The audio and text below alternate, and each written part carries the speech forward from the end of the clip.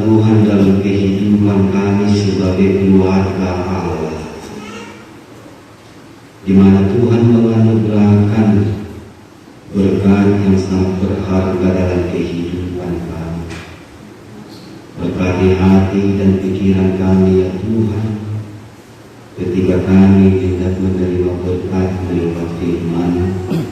Tuntun kami Tuhan sebagai keluarga Allah dalam memahami akan firman Tuhan, dalam Kristus Yesus Tuhan dan Juru Selamat kami. Amin. Shalom kita semua. Shalom.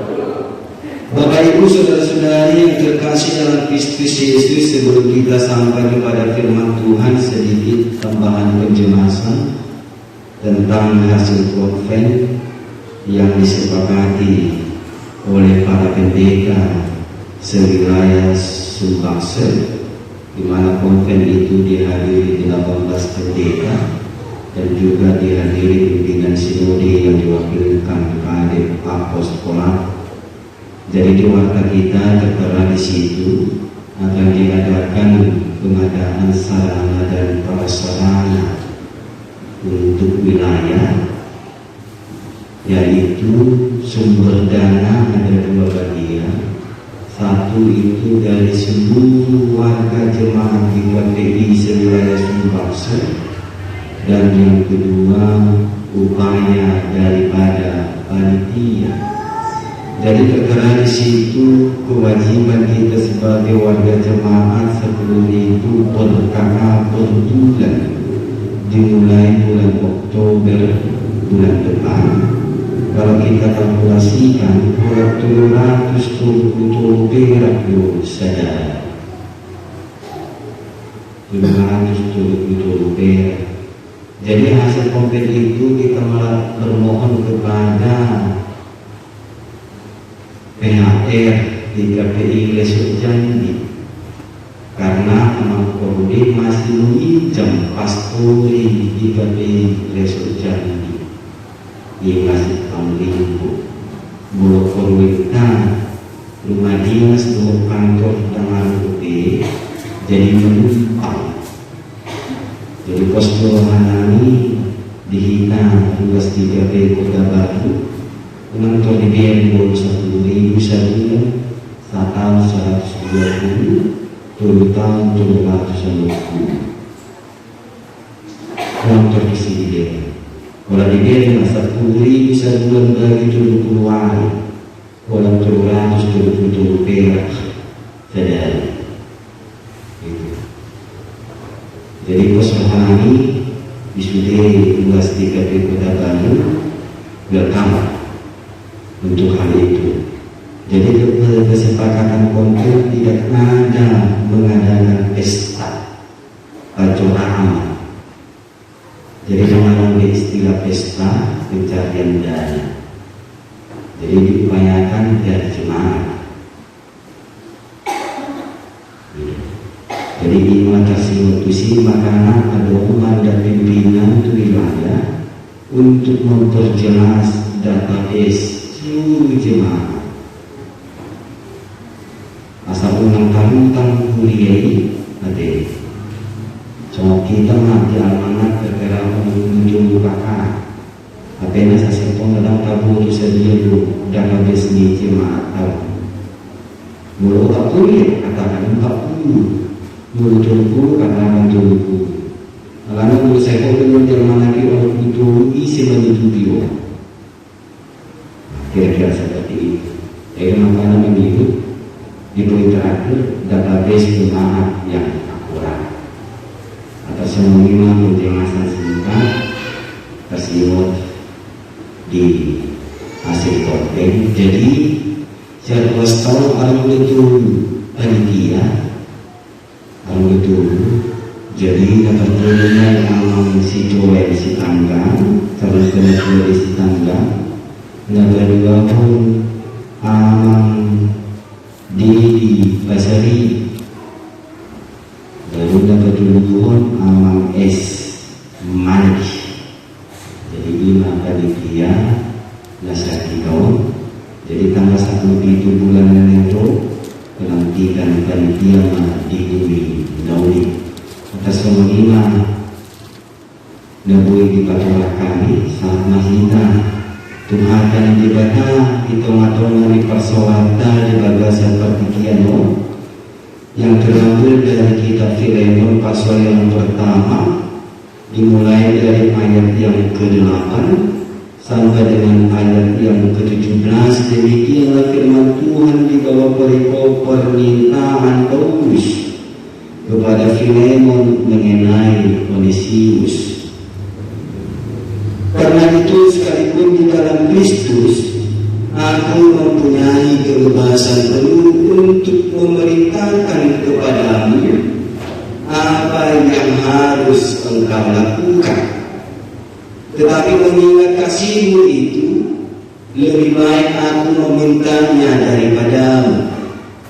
Aku Paulus yang sudah menjadi tua, lagi pula sekarang dipenjarakan karena Kristus Yesus, mengajukan permintaan kepadamu mengenai anakku yang kudapat selagi aku dalam penjara, yakni Onesimus.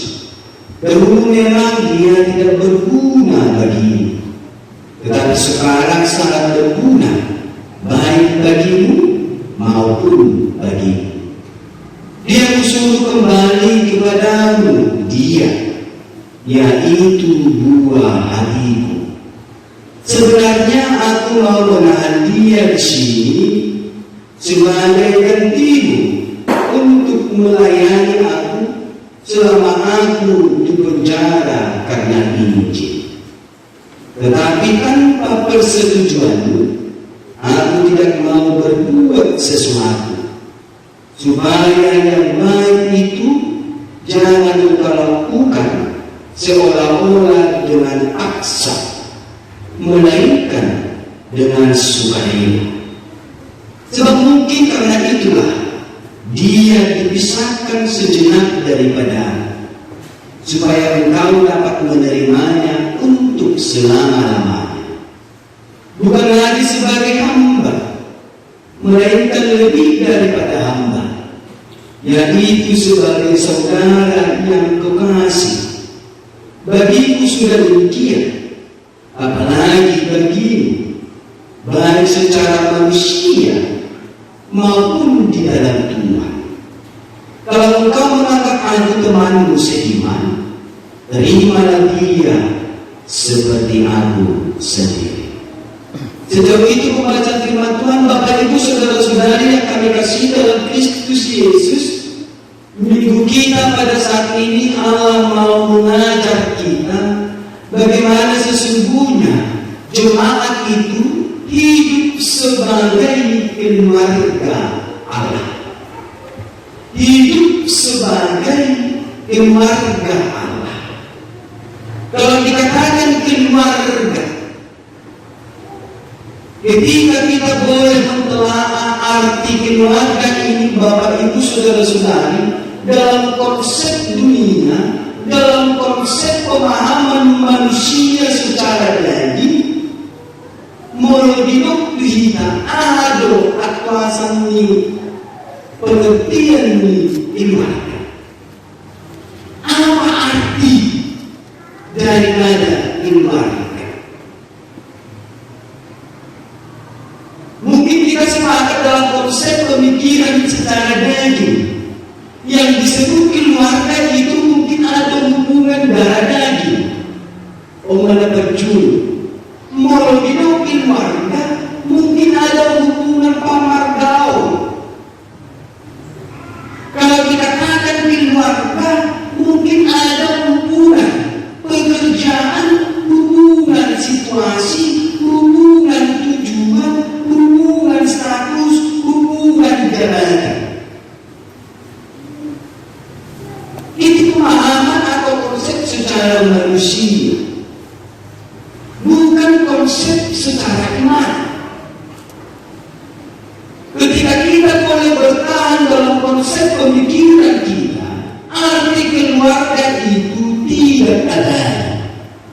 Kenapa kami katakan demikian, Bapak Ibu Saudara-saudara? Kurang dulu, udah siap. Lagi berita mana? Kurang dulu udah siap. Kurang doa, satu jabatan, satu tujuan, satu misi masih keluarga, tetapi ketika berseberangan itu sudah menjadi.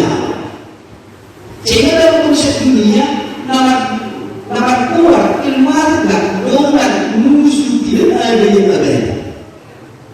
Sendiri berbeda semua. Nah, oleh karena itu Bapak Ibu Saudara-saudari yang kami kasih dalam Kristus Yesus, di minggu pada saat ini Allah mau memperkenalkan bagaimana sesungguhnya hidup sebagai keluarga Allah, karena notabene yang abadi itu adalah keluarga Allah yang merupakan anugerah terbesar dalam kehidupan manusia. Jadi apa yang disebut dengan keluarga Allah? Ini yang pertama yang harus kita paham. Apa arti keluarga Allah dalam konsep iman orang percaya? Jadi kita salah pengertian. Terkhusus lagi dalam perjalanan berjemaat pun salah mengartikan. Itu mungkin sudah kita lihat. Mulut saudara dan keluarga itu jangan katakan tadi. Ada mulut saudara dihukum. Oh itu malah di persoalan di gereja tinggal keluarga. Nah, kita mau usah menyebutkan mereknya. Salah itu salah. Lalu keluarga Allah itu bagaimana Bapak Ibu Saudara-saudari? Keluarga Allah itu adalah keluarga yang memprioritaskan Allah di tengah-tengah hidupnya. Itulah keluarga Allah. Kalau dikatakan memprioritaskan Allah, berarti menghidupi Allah dalam kehidupannya di situasi apapun itu.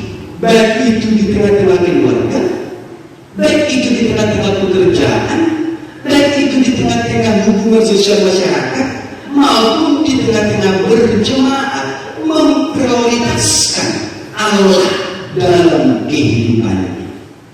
Lalu apa hubungannya dengan surat Rasul Paulus kepada Filemon yang berbicara tentang si Onesimus?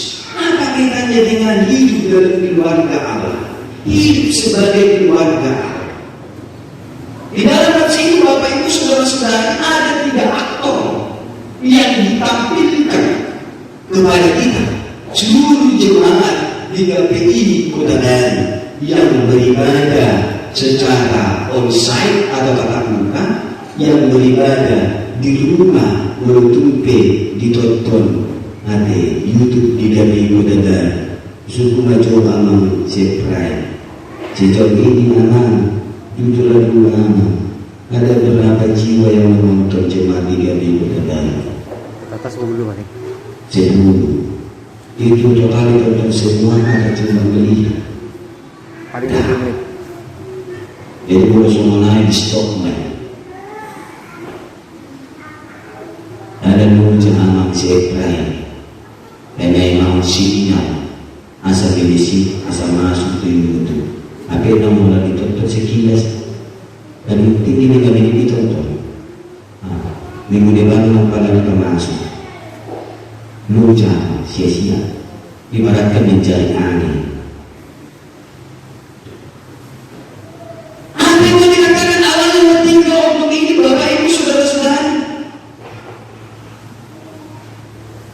Di mana peran utama di sini adalah Onesimus yang merupakan budak daripada Filemon. Dia melarikan diri dari rumah si Filemon karena dia melakukan kesalahan yang terbesar. Dia melarikan diri lalu dikasih Romawi menghukum dia dan memasukkan dia ke penjara, lalu bertemulah dengan si Paulus. Lalu dia berkeluh kesah. Roma si Paulus, oh Onesimus, alania hadapanku di penjara. Onesimus dengan hati yang terbuka dan menyesal setiap kesalahan yang dilakukan. Ketika keterbukaan Onesimus kepada Paulus, lalu Paulus merasa terbuka. Paulus merasa terbuka dan menuntun Onesimus untuk menyadari kesalahannya dan kembali kepada Kristus.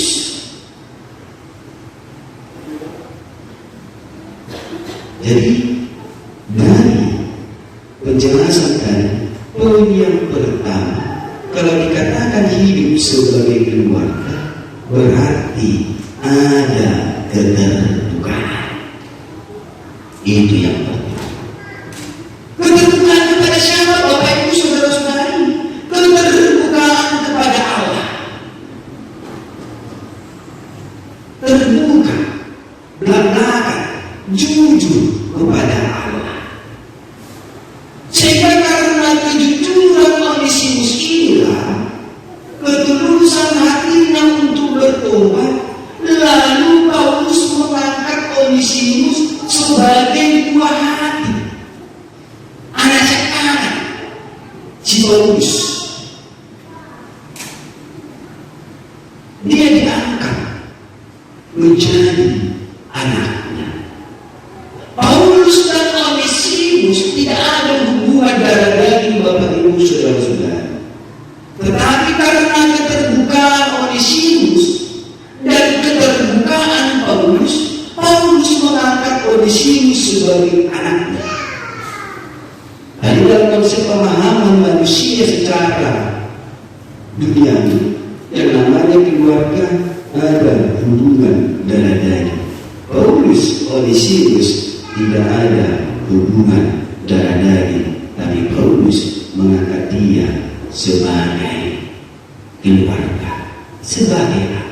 Karena apa, Bapak Ibu Saudara-saudara? Apa yang membuat Paulus mengangkat Onesimus sebagai anaknya? Karena Paulus menyadari anugerah Allah.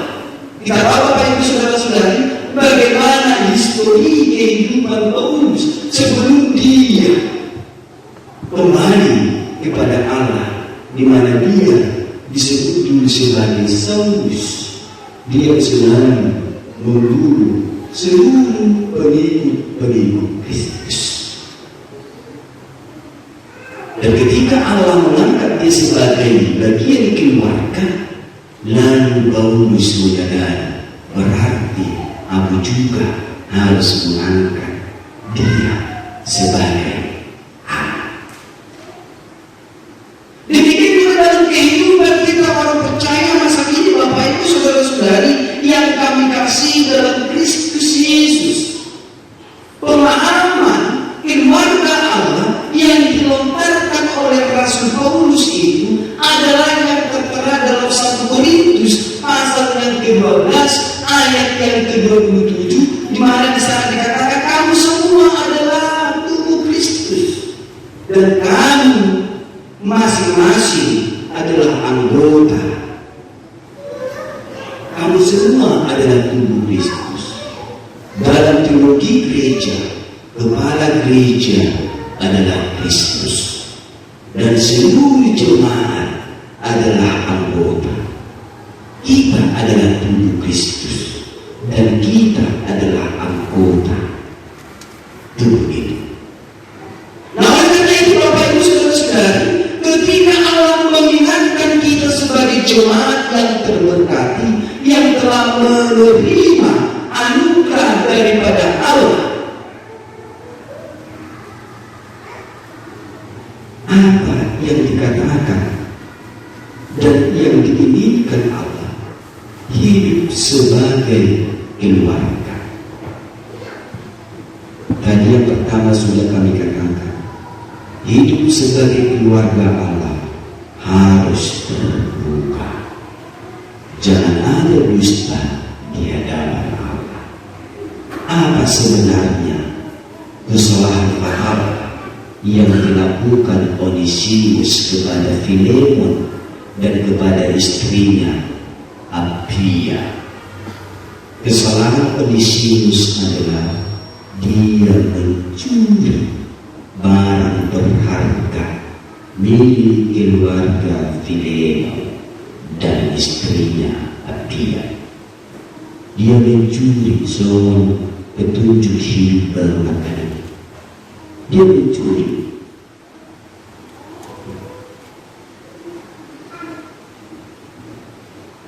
Dia lari, takut dia,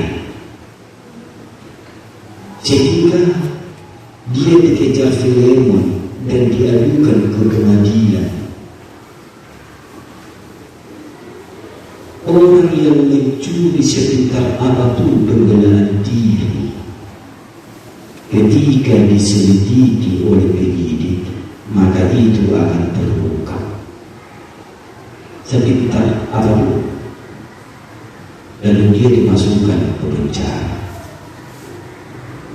Dia terbuka jujur, keterbukaan. Kalau kita menganggap hidup sebagai keluarga Allah Bapa Ibu Saudara-saudara, mari kita terbuka. Mari kita terbuka. Sekitar-kitarnya kita menyembunyikan, itu akan terbuka. Itulah yang terjadi kepada Onesimus. Budak bukan aku menutup-nutupi, bukan benar.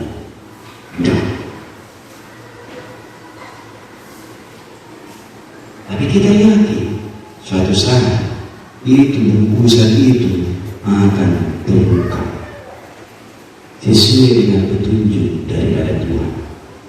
Karena apa? Allah tidak suka bagian daripada keluarganya mengambil yang tidak bagiannya. Onesimus menikmati.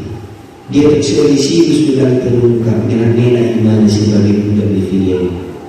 Ujungnya terungkap, dia melarikan diri dan dipecat. Lalu yang kedua, Bapak Ibu Saudara-saudara, apa yang diinginkan Allah? Hidup sebagai keluarga Allah. Yang kedua itu cinta kasih. Bagaimana keterbukaan si Onesimus, si Paulus merespon dengan cinta kasih. Si Paulus merespon dengan cinta kasih. Kenapa dia mampu melakukan itu? Orang-orang pengikut Kristus sudah banyak dibasmi si Saulus. Ketika dia terbuka kepada Allah, Allah mengampuni dia dengan cinta kasih. Demikian juga yang dilakukan Paulus. Dia menerima Onesimus dengan cinta kasih, memperkenalkan karya Allah kepada Onesimus. Itu dalam hal pengajaran orang-orang yang bertindak kejahatan secara hukum dunia, ada tempatnya di lapas. Mudah-mudahan bertobat. Karena lapas itu proses pertobatan, lembaga permasyarakatan, hidup lapangan, dan bukan sebagai hukuman, tidak. Tetapi di sana dididik bagaimana sesungguhnya hidup bermasyarakat. Baru yang ketiga, hidup sebagai keluarga Allah harus menerima dengan setulus hati. Apapun dan bagaimanapun keberadaan manusia haruslah diterima dengan setulus hati. Diterima dengan setulus hati. Seperti Allah menerima kita dengan setulus hati. Demikian juga kehidupan kita ini harus menerima menerima orang lain dengan setulus hati, jangan saponggol-saponggol. Jujur kita menerima cuma saponggol-saponggol, melebihi diterima, melebihi dilihat dan diterima. Itu.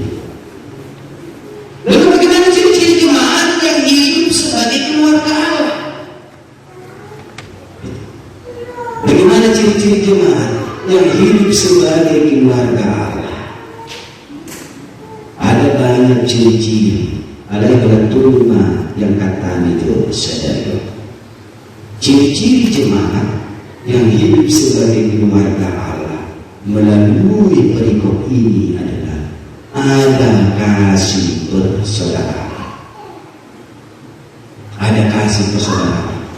Seperti yang dilengkapkan Paulus kepada Filemon. Kasih tongna boleh orang dibuat dari tim ada Filemon. Tetapi karena aku mengasihi engkau, maka aku harus meminta persetujuan dan mengembalikan si oleh musuh tuh. Gitu. Memang dulu dia tidak berguna. Alai senari tidak berguna dari mana itu ada Filemon. Jatuh masih oleh Simpson.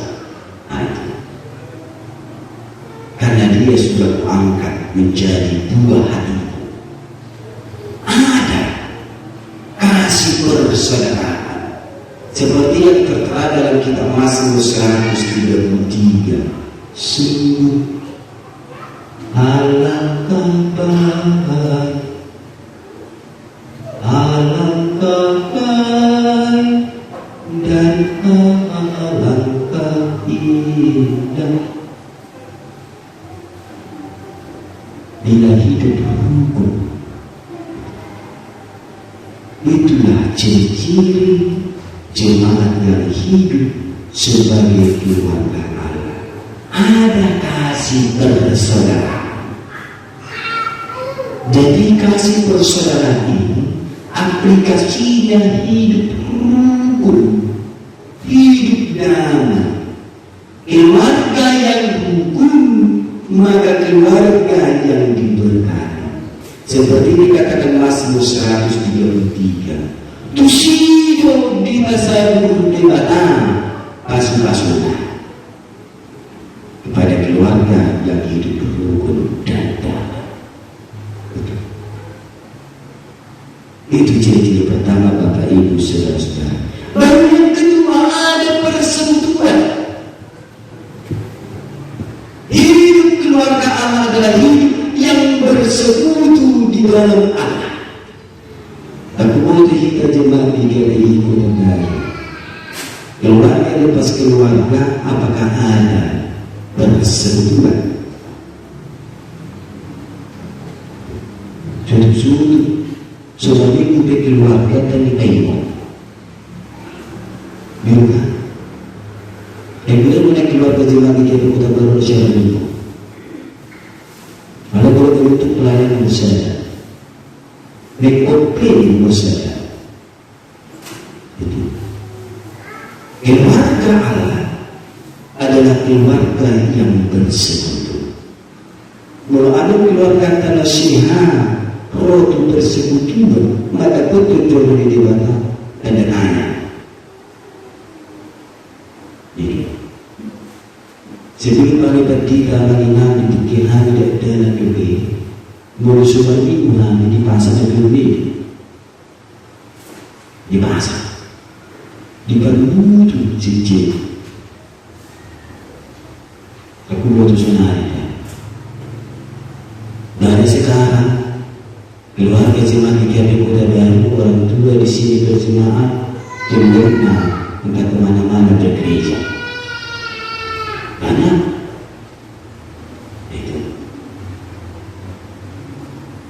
dan anak-anak juga gereja tidak merasa minder, gitu. Itu karena disebut dengan keluarga Allah. Nah itu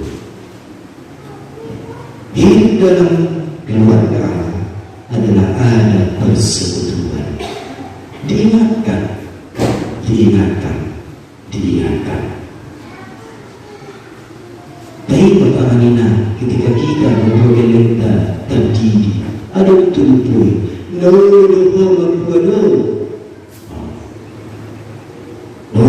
saya berbeda dengan Anina.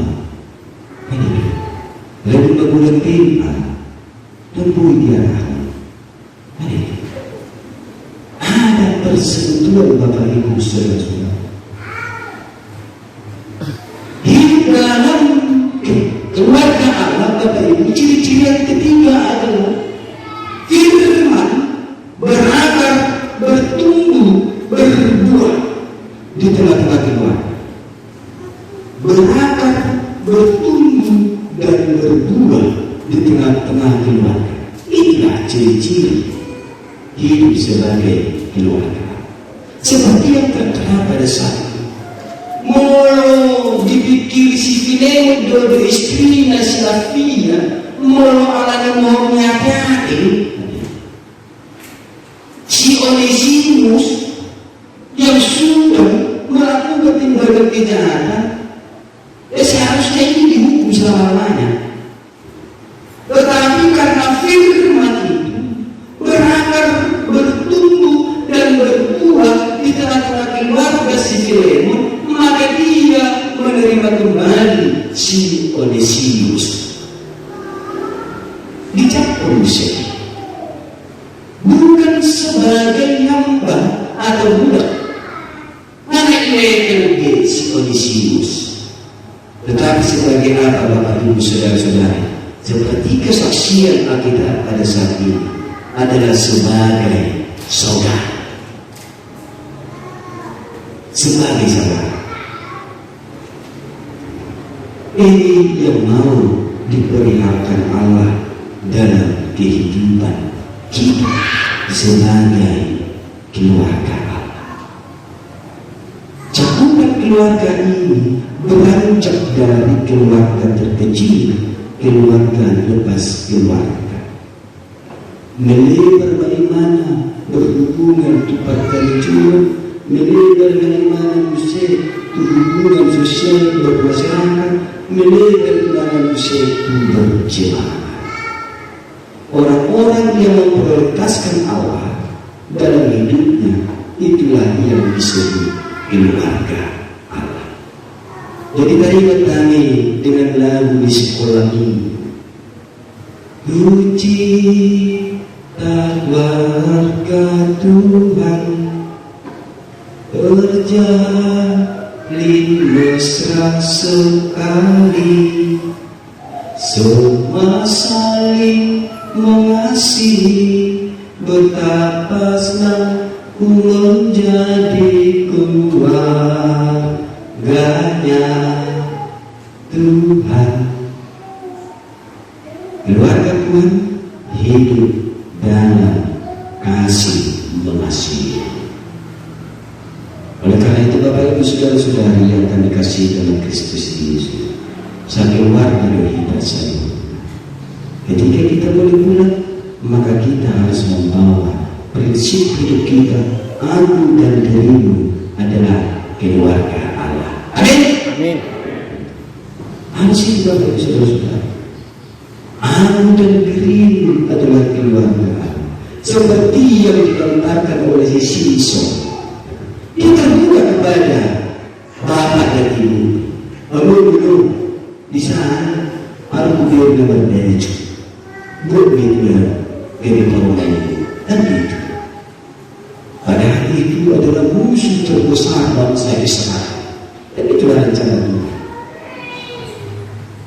Tapi karena seiring perjalanan kehidupan, si Simpson tidak hidup dalam arahan Allah, sehingga dia mati sia-sia. Mati sia-sia. Asal langsung sisi kita mati sia-sia, sehingga dia menyerah Tuhan, cabutlah nyawaku, lalu jangan. Juga dia mati oleh karena tembok yang dilakukan. Dan yang terakhir Bapak Ibu saudara-saudari yang kami kasih dalam Kristus Yesus, Di ending firman ini, Paulus berkata kepada Filemon, kalau engkau menganggap aku temanmu seiman, terimalah dia seperti aku sendiri.